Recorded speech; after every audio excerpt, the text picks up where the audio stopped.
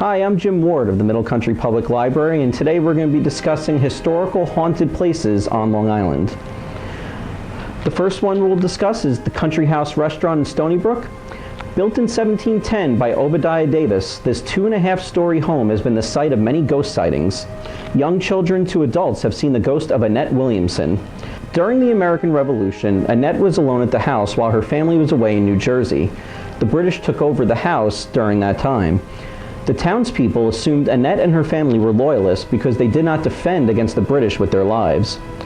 After the British left, the townspeople murdered her in the old field room in front of the fireplace. Paranormal activity has been reported in the house, and many employees of the Country House Restaurant have seen various things occur. One such occurrence was that the lights went out. Normally when all the lights go out, they all do because they are connected to the same circuit. However, the outside lights did not, and a silhouette of a woman was seen walking by.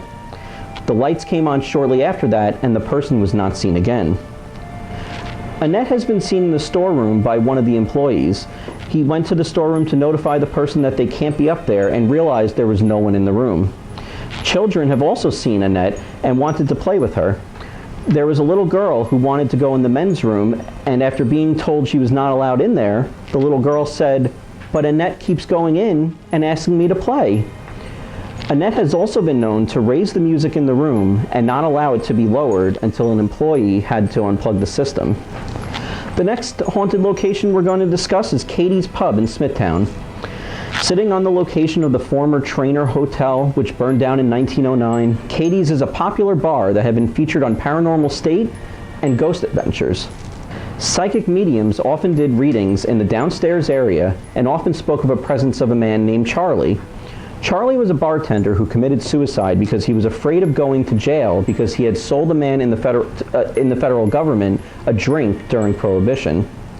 Many types of phenomena have occurred at Katie's, including glasses flying, to which people yell, "Charlie!", ghost apparitions, voices heard, motion detectors being set off in an old stairwell when no one was there.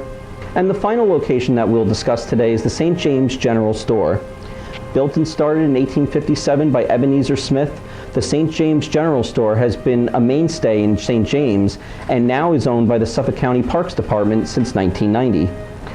It was the first place in town with a post office, and it also housed the first telephone in town as well.